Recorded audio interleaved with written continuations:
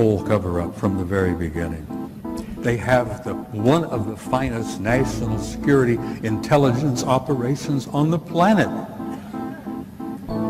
I mean, a retired Soviet KBG general by the name of Oleg Kalugin, who is now living in Washington, D.C., and he's an advisor and some of our people in government. Oleg Kalugin said, if we had had the intelligence operations in the Soviet Union as good as the one at the Vatican, the Cold War would still be going on. The Berlin Wall would have not fallen, and the Soviet Union would still exist. He says, we always knew that the best damn security intelligence operation on the planet was out of the Vatican.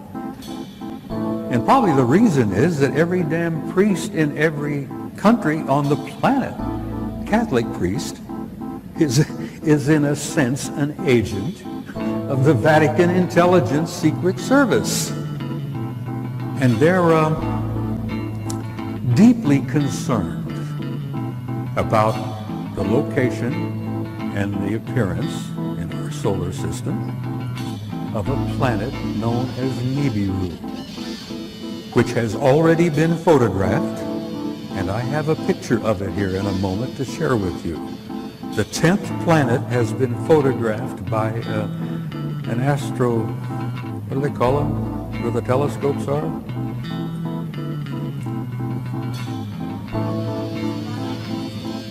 Well, anyhow, they've taken pictures of the damn thing in southern Chile because it has appeared below the ecliptic in the southern hemisphere.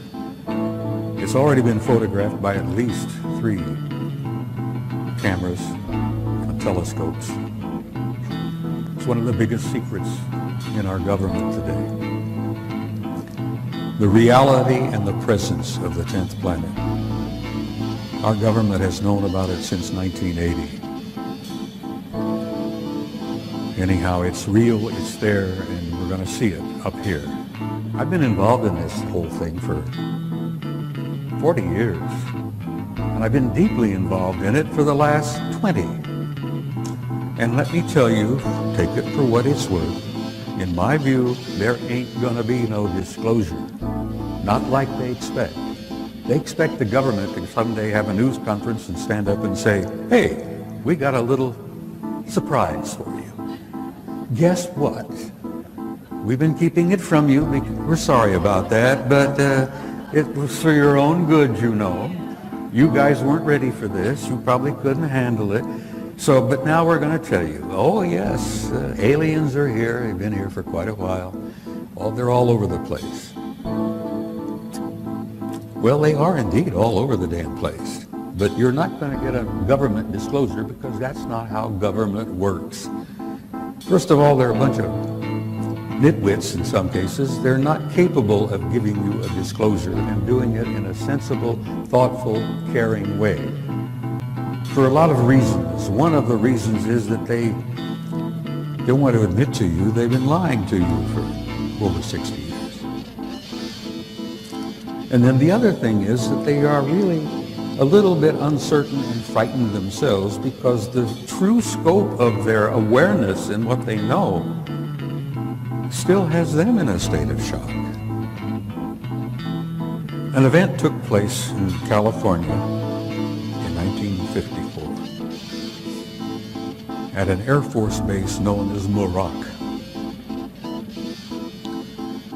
This event had been planned and orchestrated by sensitive military, primarily naval individuals. And what it was essentially is that Eisenhower got aboard his plane, went out to this Muroc Air Force Base with a whole passel of guys from his administration, and including the Archbishop or Cardinal or Bishop of Los Angeles, a guy by the name of McIntyre. And this thing had been orchestrated and organized for some time because there had been communications between individuals in naval intelligence. And I say naval, and I say this again and again and again. My kid retired as a senior officer from the Navy just in November. The Navy has been up to here this whole program from the very beginning, and they actually run the operation over in Groom Lake. That is 4. Anyhow, this event took place. I've had verification and proof that it actually transpired from sources impeccable. They flew Ike out there. Supposedly he was visiting a dentist. He had a problem. Well, bless his heart, he really did have a problem. When this is over, he ended up having a coronary. That impact upon him was so powerful that he ended up having a heart attack. Anyhow, what transpired in April of 1954? A group of others, I hate the word alien, I don't even like the word ETs, but whatever term you care to use, they came in. There were 3 ships. They were golden in color. They were discs primarily, circular discs, but they were fat discs. They had a high dome on the top and they had a big dome on the bottom. And these golden metallic discs came in, 3 of them, and they circled over the runway. Made several passes. And Ike and this whole crowd are standing there with, mouths dropping open. We had some generals, we had some admirals, and we had a couple of church authorities there, and poor old Ike. And these guys circled around for a time, and then one of the ships came in and landed on the tarmac right in front of the hangar where the receiving party, the welcoming party, was located. And they had cameras set up. There were at least 4, maybe 5 cameras. Everything was on film. All of the sounds, they picked up every word that was said. One of the ships come over and lands right in front of the hangar. The other 2 ships stayed hovering over the runway during the entire process. The stories I've heard from people I trust in that the whole thing went 3 days. There was a lot of exchange. And your country hasn't been the same since. You talk about black government, shadow government. Ladies and gentlemen, you have no idea how damn black it is. The government you think you got is not the government you've got.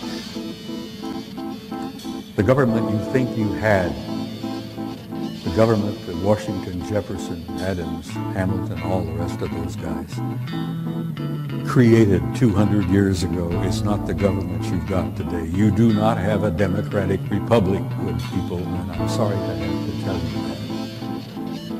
You all know about Roswell. Well, let me tell you, Roswell was one little tiny event.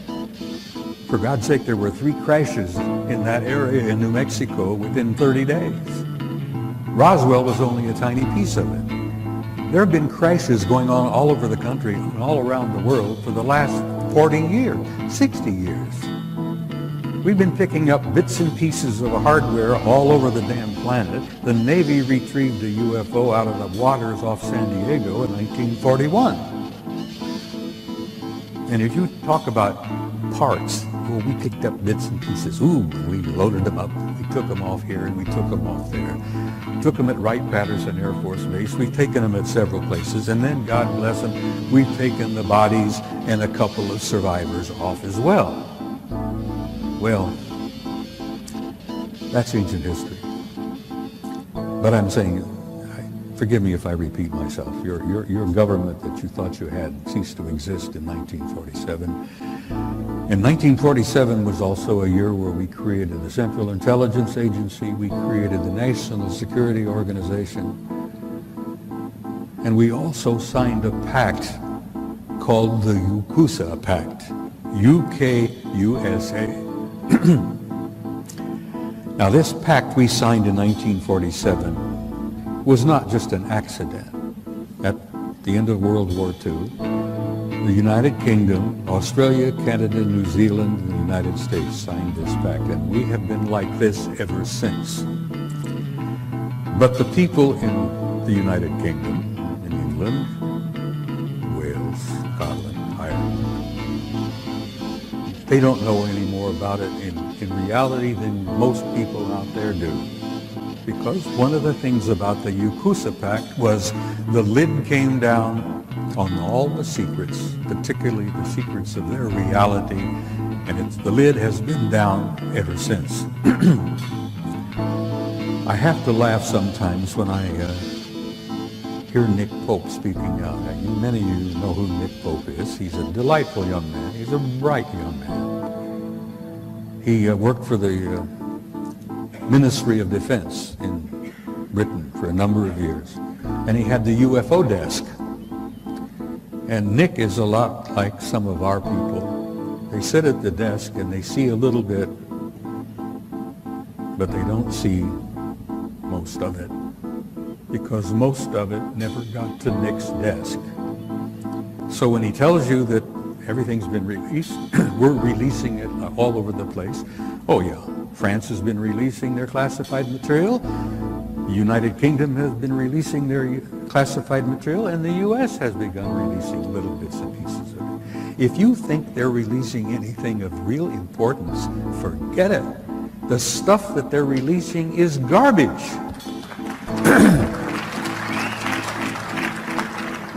Nick, forgive me wherever you are at this moment. I'm not putting you down. Most of the stuff they're releasing is garbage. The only bit of information that came out of France recently that was of any information or of any value was a report they called the Coverup report. And many of you, I'm sure, are familiar with that. A number of retired French admirals and generals and scientists got together and put together a 30 or 40-page document called the Coverup report about what they considered to be the reality of the extraterrestrial presence, which is a term I like to repeat from time to time, the UFO matter. And the Coverup report said essentially that, damn it, we're not being told the truth, and we think it's time for everybody to fess up and get this information out. And the French were really ticked because, they've had a chip on their shoulder from the very beginning that they've never really been shared with by the United Kingdom and the United States. So Washington was not sending anything to Shape headquarters about the UFO matter, where these things were flying all over Central Europe back then. Gordon Cooper admitted to me, he said, I was flying jet fighters over Europe in the 50s, and they were all over the damn place. We wondered then what they were all about. Well, bless his heart, Gordon now knows the answer. Oh, where were we? I was rambling, excuse me. We were talking about disclosure. There are lots of different things that have been happening. Let me get to some of this material here. One of the things that ticked me off the most is a little document known as executive order. I have in my fingers, I sound like one of those guys on TV. I have in my greasy fingers here an executive order, copy of it. This was signed by Slick Willie. President Clinton. Slick Willie signed this on September the 29th, 1995. An executive order is something that you may not be aware of. An executive order is probably the most powerful piece of paper there is in our government. A president sits down, comes up with an idea, he has something he wants to do, he puts it on paper, he signs it, that becomes law. Nobody in Congress has to talk about it. Nobody in Congress is asked to see it. Nobody in Congress has to give approval to this, because when the president signs it, it becomes law. Now that in itself, good God, Washington, Jefferson, Hamilton, those guys are spinning in their graves, I think. The fact that we've reached this point where an imperial president can sit in his office at 1600 Pennsylvania Avenue and sign an executive order which becomes the law of the land, and you cannot argue with it. This particular one that's Clinton signed in September of '95, wiped away every rule in the Environmental Protection Act. There were a bunch of guys over here, not too far away, at Groom Lake, Site 51, who were dying horrible deaths because they had been exposed to something, smoke, chemical, whatever, during their job. And these guys, their flesh was falling off their bodies, their skin was rupturing, the flesh was falling. They were in incredible pain, and they were dying. And their doctors and some attorneys tried to find out what it was that was causing this. If the doctors could find out what was causing it, they could possibly help those guys deal with this, and they could come up with some way of treating them. Well, not only did the government deny the request for information on what that material was that was killing these guys, those bastards in Washington even denied the damn facility didn't even exist. And this is after the Soviets had taken photographs from orbit proving the existence of Groom Lake and Site 51. And the Soviets were good enough to let us have photographs of the damn place. And yet your government in Washington says, oh, that doesn't exist. That place doesn't exist. No. And they wouldn't share any information, and those guys continued to die. I don't know how many of them passed away. I've lost track of it over the years. Let me tell you one other small thing.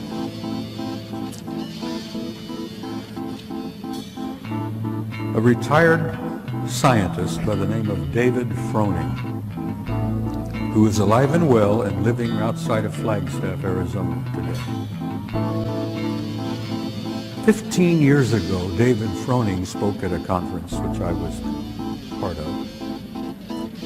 And Froning graduated or completed his career working for Lockheed Martin, this vast corporation that's got their sticky fingers in so damn many things. David told us at this conference 15 years ago that before he retired, Lockheed Martin had, how the word he is, they had developed and were using hyperluminal flight. And it took some of us a little bit of a side there, and David, hyperluminal flight. Yeah, he said, faster than light. They've had it 40 years. Who has it? Well, he says, I want to say your government, but I can't say that with all honesty because he says it's classified. We've had hyperluminal flight for years, and you may know about it in another 20, 30 years when they fess up and tell you that what they can do, and what they've accomplished, and what they can do, and what they have done. Now, another little tiny tidbit. This was from David Froning, a respected man, a scientist who spent all those years. Froning was involved with what he called modified field propulsion, a variable field form of propulsion. They were dealing with matter-antimatter conversion. They called it exotic field tension. And he said flatly, it modifies time and space. And it ends up, we've got transluminal, hyperluminal flight. Now, some years ago, a guy by the name of Ben Rich retired from Lockheed Martin. And in the end of his career, Ben ran the skunk works over there at Lockheed. And there was a little jovial exchange between him and the guys in the audience out there. And Ben Rich said, you know, we can take E.T. home. I think the E.T. movie was out about that time. He says, we can take E.T. home. And a few of the guys in the audience says, Ben, what the hell are you talking about? Oh, he said, let me tell you, we've got stuff you wouldn't believe. We can take extraterrestrial home. So they said, look, what the hell is it all about? He goes over to the blackboard and he writes, unfunded opportunities. Okay. Well, the guys say, well, what the hell does that mean, Ben? Unfunded opportunities. So he goes over with the chalk and he circles the U and the F and the O. UFO. And then he had a big grin on his face and he left the podium. So we got these little bits and pieces. You talk about leakage. Arthur Clarke used to say, if you see advanced technology to a degree that's beyond what you can understand, people consider it as magic. Well, this is magic, guys. This was photographed in the infrared, and this is a city under the surface of Mars the size of Chicago. It's generating an enormous amount of heat. I'm sorry about the details of it are not that clear, but you can see the streets blocks. This is an underground city on Mars that's fully active and filled with God knows who and what. Next picture, please. That's Phobos. That's the moon, 12 miles in diameter. The Soviets planned to land on it. Well, someone else said, no, you're not going to do that. But that is a picture of Phobos, which they've all concluded is an artificial satellite. Big secret? So's our own. Next picture. This photograph was taken by your own NASA Apollo 13 guys on their trip to the moon that didn't work out too well. And many of you may have heard rumors about the story, but Apollo 13 had a small nuclear device aboard. And they had been told by the guys that ran NASA that they were going to land on the surface, going to place this small nuclear device. And then when they all left and came back aboard and came back, they were going to detonate it and study the reverberations of this nuclear device, study the seismology of the moon, because they've been convinced for some years that the moon is basically hollow.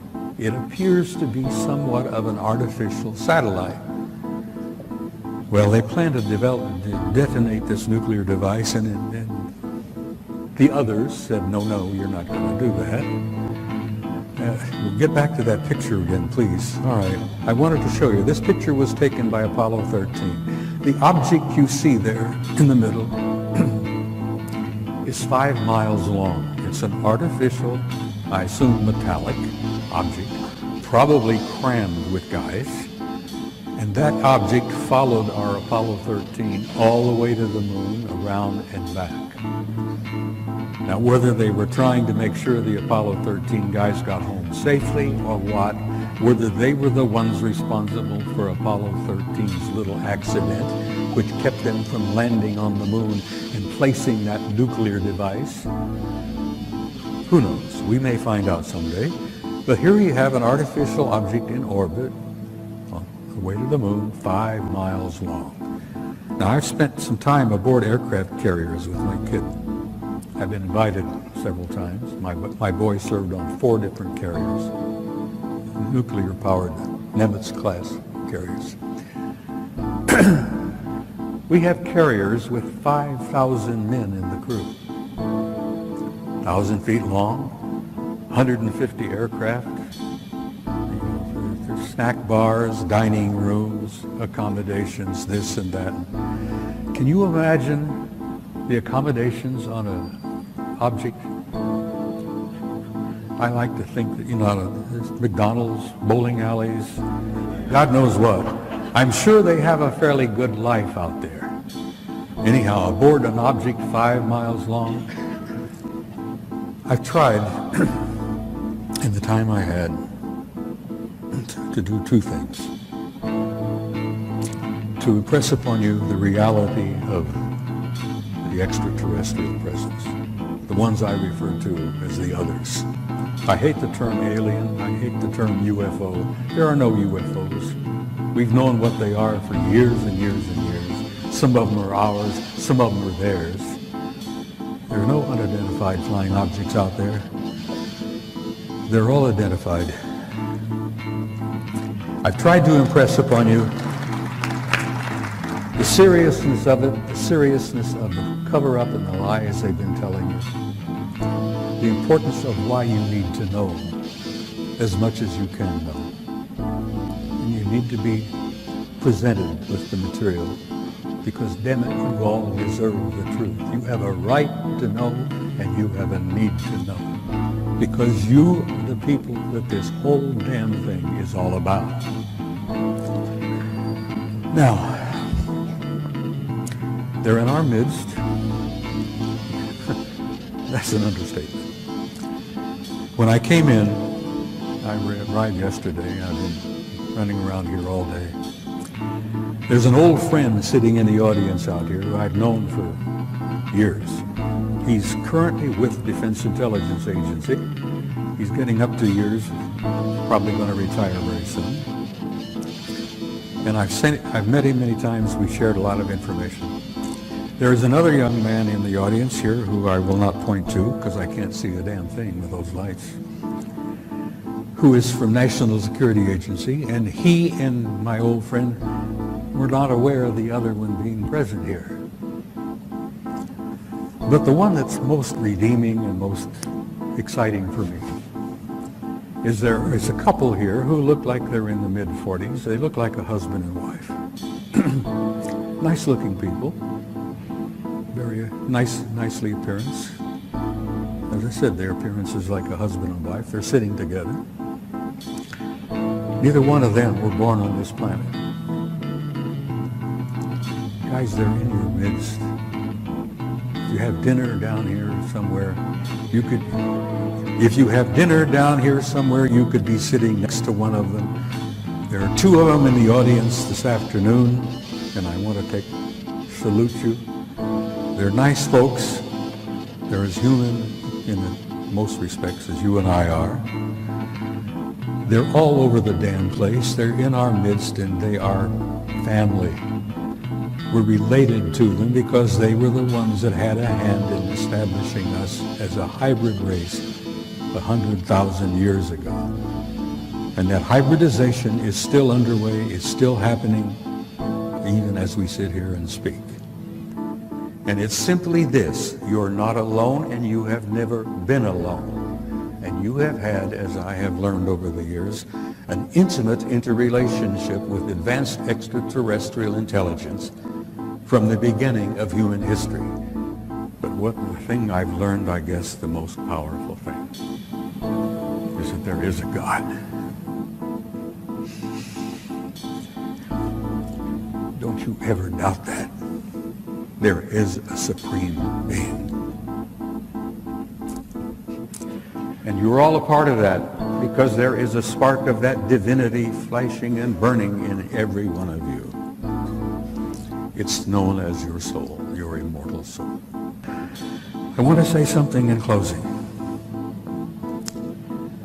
I want to try to communicate to you how much you people have meant to me over the years. I want you to know how much you all have meant to me over the years. Your support, your encouragement, and your warmth is only the one thing that's kept me going. I want you to